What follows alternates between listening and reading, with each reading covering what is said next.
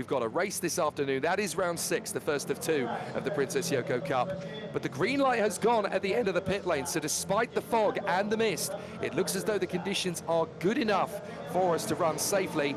We wouldn't be able to start if the helicopter couldn't take off. Clearly it can, which means that although it's a little bit muggy and a little bit misty out there, we can get started for Group A of Q1 qualifying. We've had a lot of wet races this year, but we've not had a wet qualifying, if I'm not mistaken. So this is an opportunity for some of those names that don't normally have much of a chance of making it out of Q1. Kobayashi goes top. That's brilliant for Kamui Kobayashi. 1:33.869 as across the line comes Iwasa, and he's out. Ayumu Iwasa is not going any further. The reigning champion as Luke Browning goes to the top. 1:33.786 for the Brit. He pounds the steering wheel in jubilation. He is the quickest at the moment in Group A. What a turn up for the books. Ayumu Iwasa is 11th. Check out that result. Luke Browning is the top in Q1 Group A. Kamui Kobayashi, a brilliant second. Zako Sullivan, an immense third place in front of Toshiki Oyu. Tanosuke Makino just scraping in the end. And Roman Stanek for Buzz MK in the top 6. Fraga out, Fenestraz out, Yamashita out, Matsushita out, Iwasa out, and Juju Noda out as well. There's a great chance for him in these conditions to make it 24, and if there's ever been a time for Tomoki Nijiri to bag a pole position, it's right now. Yeah, especially with his teammate Ayumu Iwasa now guaranteed to start from the penultimate row of the grid. It's a huge opportunity for Nijiri to reassert himself. Shinkoide, it's not enough to get in the top 6 for the 3-Bon Racing driver. What about Suboi? No, only P9. Oh my word. What a weekend this is turning into, and we haven't even got to Q2 yet. What on earth is going on in Fuji? The last 2 Super Formula champions back-to-back do not make it through to Q2.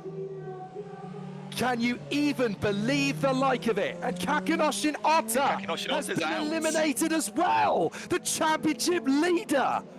Nijiri is the fastest for the moment. Rikuto Kobayashi in second. Ren Sato, Niro Fukuzumi, Sena Sakaguchi and Yuto Nomura go through. Ota out, Wirtz out, Koide out, Ukiyo Sahara, Shotsuboi, and Giuliano Alesi out. Imagine a scenario in Formula One where you get Lando Norris, Max Verstappen, Lewis Hamilton, and Andrea Kimi Antonelli all eliminated before you get to Q2. That is what we've got in Super Formula. That is insane. It is astonishing to think that we've got no Sasha Fenestraz, no Shotsuboi, 2 drivers that have got the 2 of the last 3 pole positions here are not going to make it through to Q2. Ayumu Iwasa, the reigning champion, he's not going through, nor is Kakunoshin Ota. What a crazy weekend already, and it's not even 9 a.m. With the first runs. Toshiki Oyu. Oh, Toshiki Oyu, my apologies. 1:32.4. Here's Tomoki Nijiri. What can he do? Personal bests in front of 2. 8th for Tomoki Nijiri.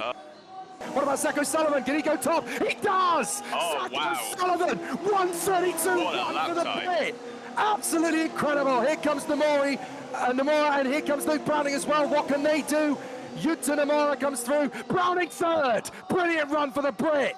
We got a British driver in first and third provisionally. What about Yuta Nomura? 9th for him. Amazing. That's the first pole position for Team Impulse since 2022 at this very circuit where Yuhi Sekaguchi was on pole in the July race. So pretty much exactly 4 years. And there's Kazuki Hoshino. That's what it means to him.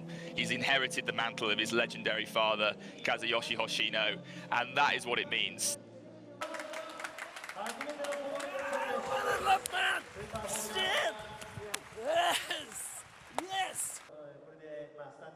You see the order there, O'Sullivan from Oyi, Browning, Rikuto Kobayashi 4th. I mean, that's almost as stunning as the top 3, and Roman Stanek, what a top 5. I mean, that is just incredible, isn't it?